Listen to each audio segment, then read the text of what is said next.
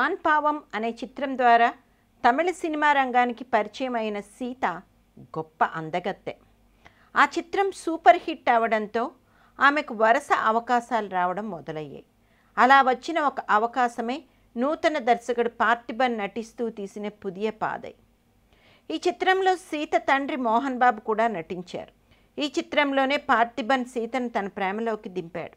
పార్థిబన్ మాయమాటలు పూర్తిగా నమ్మిన సీత తల్లిదండ్రులు ఎంత చెప్పినా వినకుండా ఇంటి నుండి పారిపోయి ఒక రిజిస్టర్ ఆఫీసులో పార్థిబన్ను వివాహమాడింది. సీతా పార్థిబన్లకు 2 అమ్మాయిలు పుట్టారు. దీని తర్వాత ఆమెకు కష్టాలు మొదలయ్యాయి.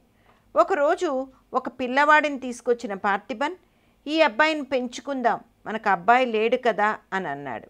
ఆ పిల్లవాడికి పిఎస్ రాఖీ అని కూడా పేరు పెట్టాడు. తర్వాత సీతకు తెలిసింది ఆ అబ్బాయి పార్థిబన్కు పుట్టిన పిల్లవాడని, ఆ అబ్బాయి తల్లి ఆత్మహత్య చేసుకుని చనిపోయిందని. ఇలా పార్థిబన్ అనే రావణాసురుడి నిజస్వరూపాలు ఒక్కొక్కటి బయటికి రావడం మొదలయ్యాయి. సీత ఈ విషయాలు ప్రశ్నిస్తుండడంతో, తన బండారం బయటపడడంతో పార్థిబన్ మొండిగా బిహేవ్ చేయడం మొదలుపెట్టాడు. భార్య సీతా పిల్లలు ఉండగానే వేరే అమ్మాయిల ఇంటికి తీసుకువచ్చేవాడు. అడిగితే స్టోరీ డిస్కషన్కి అని ఎటకారంగా చెప్పేవాడు. తనను తాను కీరపాండ్య కట్టబొమ్మన వంశంలో పుట్టిన వాడినని చెప్పుకునే పార్థిబన్ సీతని ఇంటి నుండి బయటకు వెళ్ళనిచ్చేవాడు కాదు. ఆమె ఫోన్లో మాట్లాడినా సందేహమే, వాచ్మెన్తో మాట్లాడినా సందేహమే.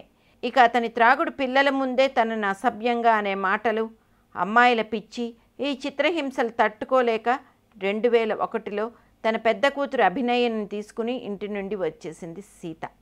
ఇక తన కూతురి చదువుల కోసం మళ్ళీ సినిమాల్లో, టీవీ సీరియల్స్లో నటిస్తూ జీవనం సాగిస్తుంది ఈ అందాల తార.